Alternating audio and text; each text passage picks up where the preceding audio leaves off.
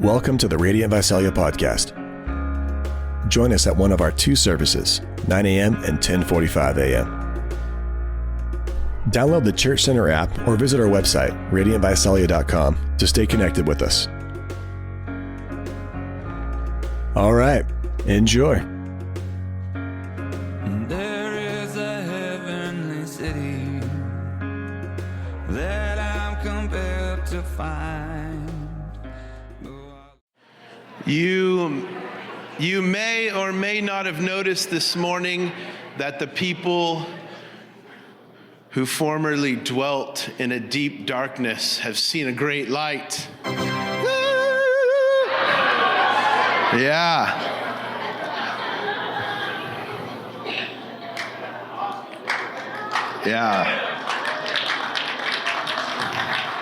It's exciting. If you're new to the church, we haven't been able to read our Bibles for some time. I've been able to get away with some things because you haven't been able to fact check me. So anyways, we're excited about Light and thankful to Forrest and Sean for seeing the project through. Thanks, guys. One last announcement. A group of leaders gathered at the beginning of the year just to seek God, which is kind of our normal rhythm. And we felt like God was placing both prayer and worship on our hearts, and also ministry and outreach to the poor. And in the last few months, we've been able to take some stride in those things together as a church. But we really feel like because of what's happening in our own body and what's been happening on college campuses kind of around the nation and really around the world, we want to gather in the month of March to pray and seek God. We feel like it's right and fitting. So every Sunday night in the month of March, we're going to gather, and there's going to be space and place just for us to sit before God and seek Him. So I want to invite you, starting March 5th, as we march towards Easter, and as we walk through the season of Lent, we're coming together to pray on Sunday nights from 6 to 7:30. And then I bet we'll all go feast together. So anyways, want to invite you to that. So if you've got a Bible, you know what, actually, before we open our Bibles, you can pull it out. Just don't open it just yet. But because before we open our Bibles, we're going to play the feud. You know, like the da-dun-da, da-dun-da. You're going to compete against the person next to you, find something you can slap. If you don't know the person next to you, I would encourage you to go for the knee and not the thigh. Stay a little lower. Right now, top 5 answers on the board. I think 100 people surveyed. Is that how the feud works? Name a criticism Christians commonly face. Now go ahead and turn to your neighbor and answer. If you struck first, then answer. The number one complaint leveled against Christians and Christianity. That's the question. In the top 5 would be narrow-minded. In the top 5 would probably be bigoted or homophobic. In the top 5 might be greedy. But certainly, number 1, according to my research, is that they're hypocrites. Hypocrites. The number 1 complaint leveled against us is that we don't practice what we preach. They honor God with their mouths, saying, Lord, Lord, but their hearts, their actions are far from that. This reality is made much worse by the fact that we claim to follow the man famous for, drum roll please, practicing what he preached. Jesus is famous, even amongst unbelieving crowds, for practicing what he preached. Jesus is never seen or described by even his opponents or unbelievers as a hypocrite. It's never a word that anyone would use to describe him. Yet, as followers of Jesus, we're constantly being dismissed on the grounds that our message should not be taken seriously because of our inconsistency. Very common. Now, if you're anything like me, I immediately want to get defensive. In fact, I feel defensive right now. Because I know some people, and I might be one of those people, who practices what he preaches. I know some people that are humble, integrous, salt of the earth folks, and I immediately want to get defensive. How I respond to this is I immediately want to point out the hypocrisy in others. It's like, well, we're not the only ones. I'd like to turn this mirror on you, and I've got a few words for you as well. And here's the problem. If I move away from our culture and what our culture says about us, because I have a hard time taking feedback from our culture. It can be tough, can't it? If I move away from our culture and what the narrative that they say and share, and I move towards the scriptures, and I look at what God says in the scriptures, I think that hypocrisy might be God's number one complaint about his people. He might say, and does say, from Genesis to Revelation, they honor me with their lips, but their hearts are far from me. He's consistently raising it. And it might be the most common critique to come from him. I was thinking about this and thought it's at least top 3, because I think maybe number 1 might be you've forgotten me or you've forsaken me. That might be number 1. But certainly, from the front to the back of your Bible, God is commonly critiquing his people for hypocrisy. And then, when I move from the scriptures into my own experience, forget culture. When I move into the scriptures, I find this to be a common critique. And then when I move from the scriptures into my experience, as I sit before God in prayer, God very consistently reminds me that I'm not being consistent. Is this true for some of you? Very consistently, I'm before God, and not in a condemning way. He doesn't condemn me. But in a very convicting way, he says to me, you don't really believe that, do you? And I go, well, no, I don't.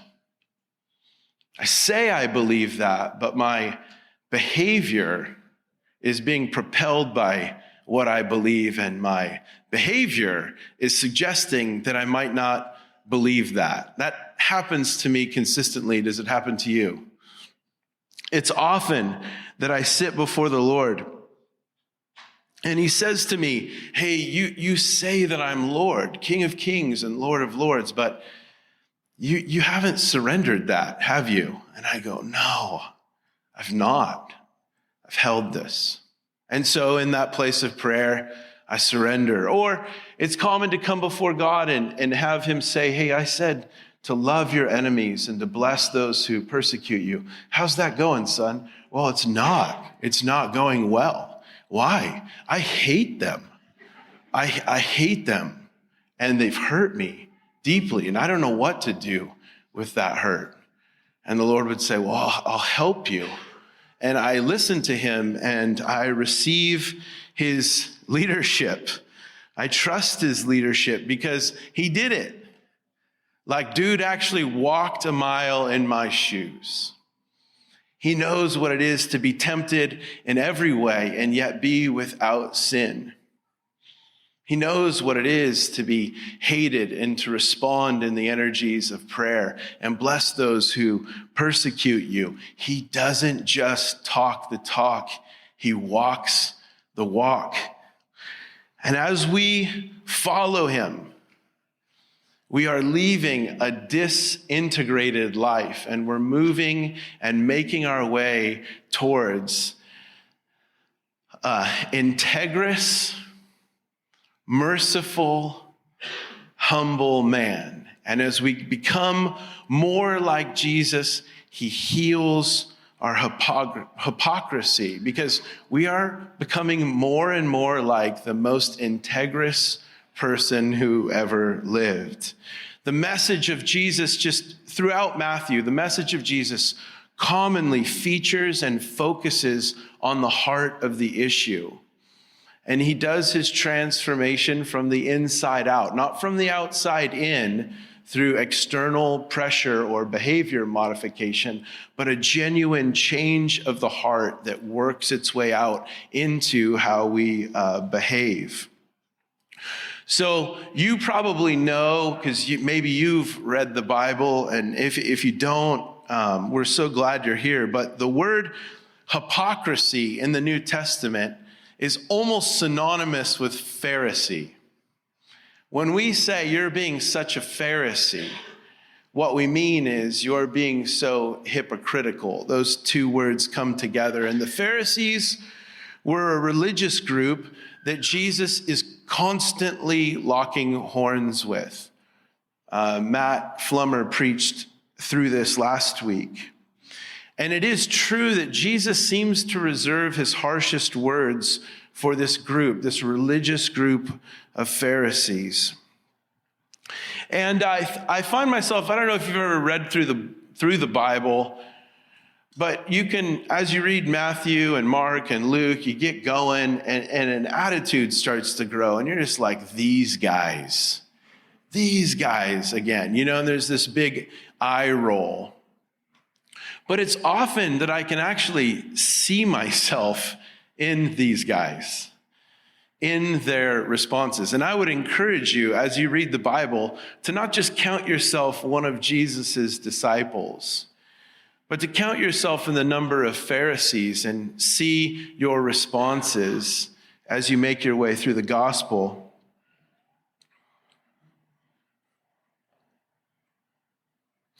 I found myself thinking, how would I know? Jesus actually calls these guys out and says, you can spot it in others, but you don't know that you've got it.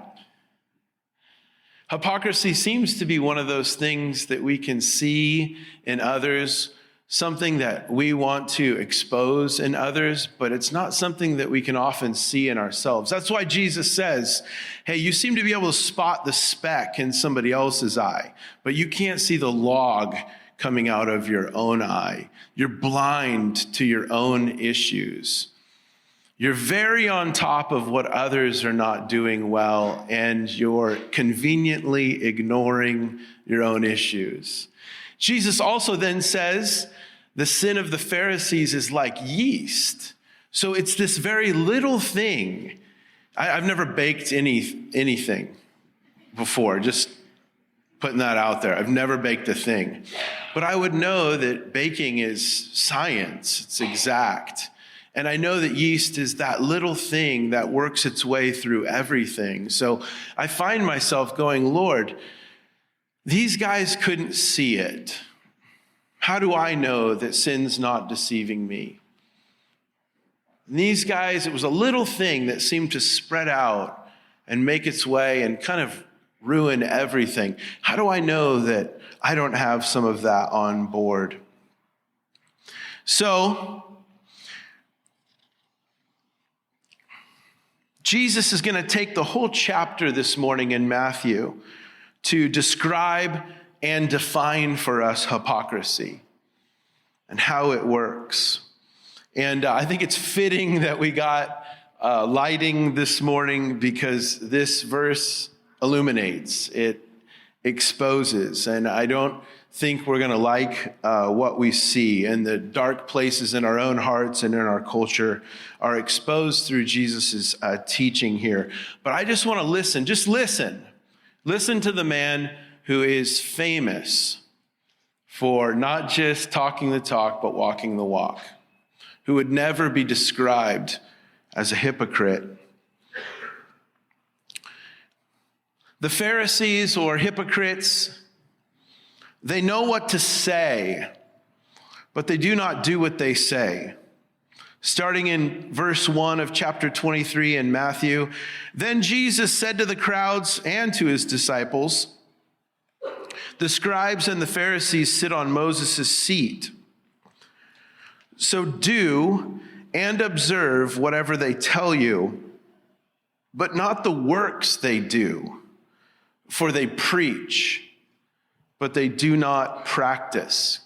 Synagogues had a stone seat at the front where the authoritative teacher sat, not unlike a pulpit in our churches. And the Jews spoke of the teacher's seat as we would speak of a professor's chair. So it would become somewhat synonymous with authority, and it came to represent authority. And Jesus doesn't say here, this is really interesting. Jesus doesn't say here, because they do not do what they say, then don't listen to what they say. Because they don't do what they say, then just dismiss what they say. No, he says, listen to what they say. Just make sure that you do what they don't do. The problem is not what they preach. Jesus would say, listen to what they preach. The problem is that they don't practice. So make sure to practice. Jesus doesn't say, don't listen to them. Jesus says, don't live like them. Don't do what they do. And this is so interesting because I don't know about you, and certainly in this cultural moment, our knee-jerk reaction is to just chuck the baby out with the bathwater. Our knee-jerk reaction is a wholesale rejection of the person and their teaching and their contributions because of an inconsistency in their practice. You don't practice what you preach, then we will just do away with what you taught, right? And Jesus is inviting us into something a little more mature here, where we chew up the meat and we spit out the bones. Not a wholesale dismissal of what they said, because what they said was not lived. Jesus himself, as Matt shared last week, Jesus himself submitted to imperfect authorities. What an act of trust in his Father. So if your parents stressed the importance of marriage, and if your parents stressed the importance of church attendance, and then your parents went on to get a divorce, then what this means is we don't just dismiss everything they said about fidelity and marriage and church community. We don't dismiss that. We reject how they lived. We reject the inconsistency between what they said and how they lived. But we still receive what they had to say about the importance of marriage and community, even though there's been an inconsistency. He says they tie up heavy burdens hard to bear and lay them on people's shoulders, but they themselves are not willing to move them with their finger. We've all experienced this from authorities over the years, have we not? We've all probably done this. We've all been on the receiving end of this, from the state capitol to the superintendent to your corporate office. We all know what it's like to be loaded up by someone who's very, very out of touch with what you're dealing with, and be in and under a bunch of unrealistic expectations. This is this really cold, hey, that's your problem and not mine. That's your responsibility and not mine. Compare this to the reality of what Jesus says about his teaching and his yoke. Jesus says in Matthew 11, hey, learn from me. Take my teaching, otherwise known as a yoke. It's easy, and my burden is light. Learn from me because I'm not cold, rigid, and demanding. Learn from me because I'm gentle and lowly, and I'm going to work with you in this. And so I'm that ox beside you carrying the weight, not the farmer cracking the whip. Jesus is the leader that we long for. Jesus is king. Jesus is that Messiah worth trusting with our lives and loyalty and allegiance. The one who doesn't crack the whip, but crawls in the yoke with us and carries this load. Compare this. They won't lift a finger to help you with your burden. Compare this to our Lord who carries our burdens, carried our cross. That's not his tone or his approach, but it is the approach of the hypocrite and the Pharisee. Number two, they practice their faith to be seen by others. They do all their deeds to be seen by others. They make their phylacteries broad and their fringes long, and they love the place of honor at feasts and the best seats in the synagogue and greetings in the marketplaces and being called rabbi by others. Now, the scriptures commanded Israel to take the words and the commands of the Lord to heart. In Deuteronomy 6, it says, "Hear, O Lord, the Lord our God, the Lord is one. Love the Lord your God with all your heart and with all your soul and with all your strengths." And then it says, "These commandments that I give you today are to be on your hearts.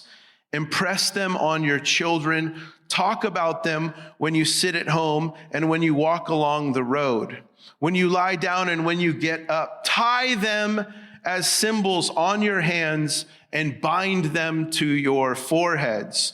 So those who took this scripture and took the scriptures really seriously, they wrote Bible verses on little parchment paper, and they put those little verses in little leather boxes, and they bound them to their foreheads and to their arm, which was closest to their heart. Maybe you can put the slide up. These are phylacteries. It would be bound to the forehead during a time of prayer, bound to the arm during times of prayer. And what Jesus is saying here is that you're growing your prayer box. So that little wood box is growing. And either it's growing physically, now it's the size of maybe a Kleenex box, and you're wearing it on your forehead. Either the prayer box itself is growing or the times in the day in which you're wearing it is growing. So either it's not being worn just during prayer times or the box itself is growing. The tassels were also commanded. There are blue and white tassels on the four corners of a robe in order to remind people of God's commandments. And the school of Shammai made their tassels longer than the school of Rabbi Hillel. And this is a sort of spiritual one-upmanship that is really off-putting to Jesus. Your prayer boxes are getting bigger. You're wearing them more often. Your ropes are getting bigger, your tassels longer, but this spiritual one-upmanship is off-putting. So Jesus doesn't deny that these guys lived for God, but their living for God is a means to get what they really want, which is the esteem of others. John would say they want the glory that comes from man more than the glory that comes from God. And when we read that line, we're supposed to be like, oh my gosh, who makes that trade? Who would dare trade the glory that comes from God for the glory that comes from broken, deficient people? Well, we do. We do this all the time. And we can laugh like silly boxes and silly thing tied to your arm, and who would tie a Kleenex box to their forehead. and then just like look at Instagram. Just like look at our deep need and desire to be seen and liked and approved of, and just see where we go to get that need met. You can sing a Maverick City chorus like at the top of your lungs for 7 minutes. Well, I can sing that same chorus at the top of my lungs for 11 minutes. You know, we have our own form of this, and we desire to be seen by others. Aristotle has a famous quote that's so interesting to me. He says, those that are not loved seek to be admired. And they're coming with their needs, asking other people to meet the deep need that they have to be seen. Number 3, they keep people from Jesus and his grace. But woe to you, scribes and Pharisees, hypocrites, for you shut the kingdom of heaven in people's faces. For you neither enter yourselves nor allow those who would enter to go in. Woe to you, scribes and Pharisees, hypocrites, for you travel across sea and land to make a single proselyte. Proselyte? Man, that word. Proselyte. And then when he becomes a proselyte, you make him twice as much a child of hell as yourself.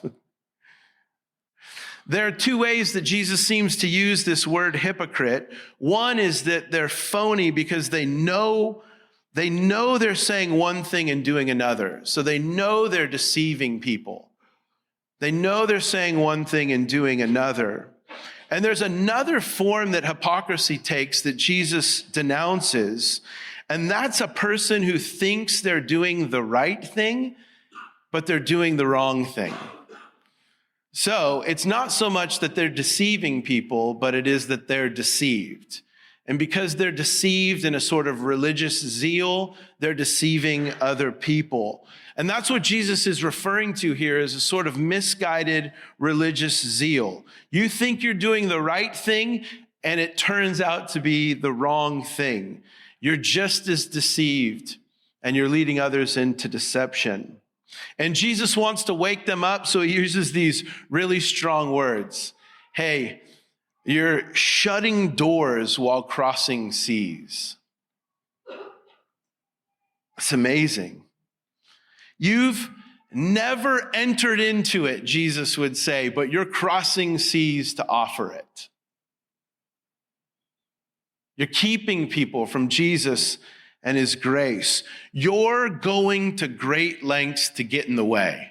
That's what Jesus is saying here. And the other thing that this little section reminds us of is that one of the greatest dangers of Pharisaism is that it's contagious. It spreads.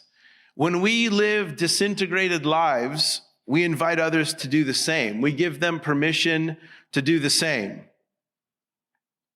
When we live integrated lives, we invite other people to do the same. When we disconnect our heart from our head and we subtly put our confidence in our flesh, we lead people away from Jesus with us. I don't know if you guys watched the HBO documentary on Tiger Woods, but it was really fascinating because his dad programmed him to live a compartmentalized life. And that's why he could make that putt with all of that pressure. He was groomed to disconnect his head from his heart. And so with everyone screaming and with all the pressure that was on him, he was able to perform because he disconnected and he compartmentalized his life. It made him, and then it destroyed him. And he was led into it by his father. You can really clearly see the invitation that his father's life was, which was into a compartmentalized, disintegrated life. Worship team, would you guys go ahead and come?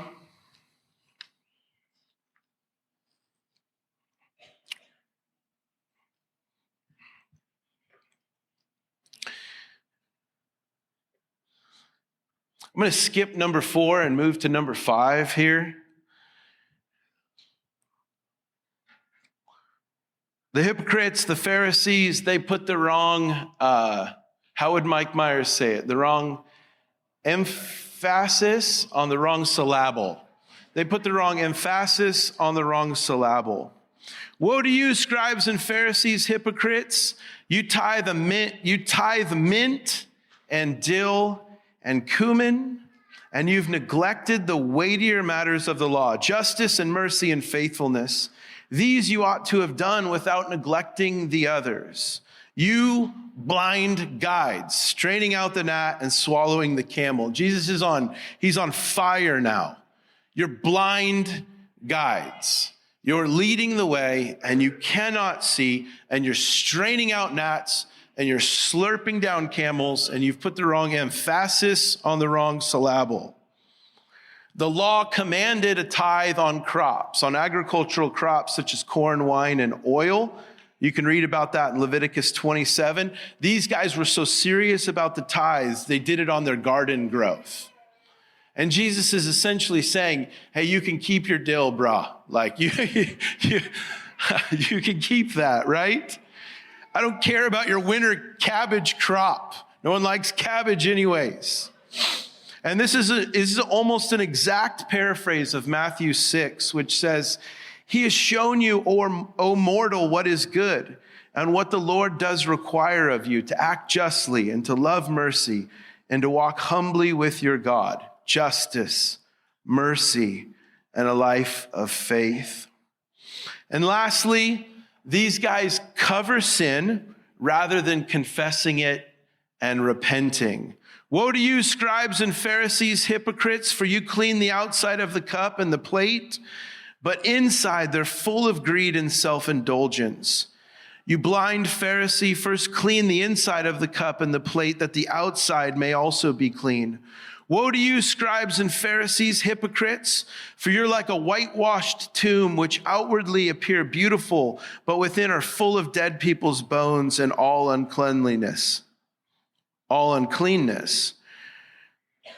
So you also outwardly, you appear righteous to others, but within you're full of hypocrisy and lawlessness. Lawful on the outside and then lawless on the inside.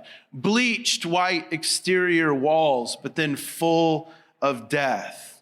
Your social media profile says that family is everything, but then you ignore your kids while you stare at social media all day, right? Your social media profile says you're a Jesus follower, but we betray that with every secret click that takes place.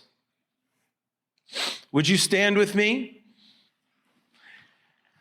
Do you got it? Those guys. Can't believe those guys. Where do those guys get off? Do you have it? Are you a little proud, a little critical, a little self-righteous little man inside of you? Do you say one thing and then do another? Do you want your spirituality to be seen by others? Do you travel overseas, but then you shut your doors in your neighbor's face? Do you treat your preferences and your traditions as some sort of sacred text? Do you miss the point and major on minors? Do you confess your sin or do you conceal it? Maybe tap the person next to you and say, this is mine. Like, this is the one. Of these kind of 6 aspects of hypocrisy, which one, let's just practice confessing it. Which one do you most resonate with? Resonate with. Not everyone at once. None of the 6, huh? None of the 6 is a sure sign that you've got all 6.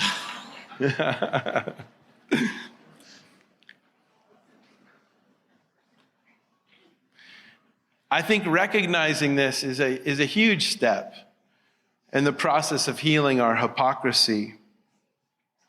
When we come up against hypocrisy, we're repulsed, aren't we? When we push up against this type of inconsistency, we're repulsed. We shake our heads in disbelief and disappointment. I can't believe those guys. When Gavin Newsom's eating at the French Laundry, when our restaurants are closed, and trust me, these go both sides of the aisle. We could go. And unfortunately, these things affect the church aisles as well. One of the things that rages inside of me when I see hypocrisy is I so badly want to expose it. Who else just wants to scream at their top of their lungs? You want to expose hypocrisy when you see it. And Jesus is certainly doing that in this text. He is certainly calling a spade a spade. He is certainly exposing hypocrisy. But watch how the text ends. Watch what he does to cover it. Because Jesus exposes hypocrisy in this text, but he doesn't just reveal it. He actually longs to cover it. He longs in his love to cover over a multitude of sins. And he doesn't just lay us bare with his words. He does lay us bare, and then he seeks in the gospel to cover over us. This chapter ends with this, Jesus saying, and listen to the switch in the tone. "O Jerusalem, Jerusalem, the city that kills the prophets and stones those who are sent to it, how often would I have gathered your children together as a hen gathers her brood under her wings, and you were not willing.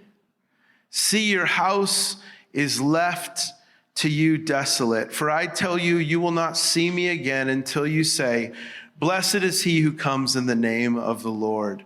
Where is his tone? Where is the tone gone? Jesus has gone from mad to sad. "Oh, Jerusalem, oh, Jerusalem." You can hear the love in it now, can't you? That these woes and these warnings are coming from a loving place in him. "Oh, Jerusalem, Jerusalem. Martha, Martha. Saul, Saul, why do you persecute me?" Romeo, oh, Romeo, I guess to put it in other terms. When he doubles down like that, you can hear the love. And then here's where Jesus is moving with us into this strikingly feminine image. He likens himself to a mother hen, and he's longing to protect, and he's longing to rescue us. "I wish you wouldn't run away from me into danger. I wish that in your shame you would run to me and allow me to cover you." We're used to, when our hypocrisy is exposed, we're used to running away in shame. We're used to getting embarrassed and just darting out of the room with a red face. Or we're used to trying harder. And if you leave here today and you're like, "Man, I need to try harder to do those things," you've missed the point altogether. The noose of legalism just sets in even worse. That's not the point of this passage. But here is the point. Come to the one, run to the one who longs to cover our shame. Come to the one and run to the one who doesn't just love the oppressed, he also loves the oppressor. Come to the one. Don't turn to self-righteous behavior to find something you do to cover your nakedness. Come to the place where you recognize what he's done and allow him to cover your nakedness. Run to him. Be protected and shielded by him. We're going to lift our voices in song, and we're going to come to the table and remember the death of Christ. His body broken for us, his blood shed for us. That when he saw hypocrisy, he moved towards it, wanting to cover it. So would you run to him with your heart, through your words, and as you come to the table?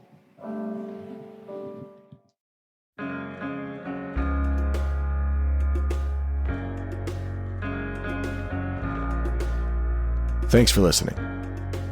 We want to be a resource for you as you walk with Jesus. So please connect with us at radiantvisalia.com. Until next time.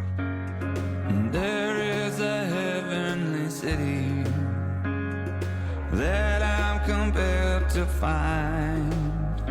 Oh, I love the flowers and trees and the smell of the grinding sea and all the beautiful things here in life. And I'm a pilgrim here on the side of the grave, divided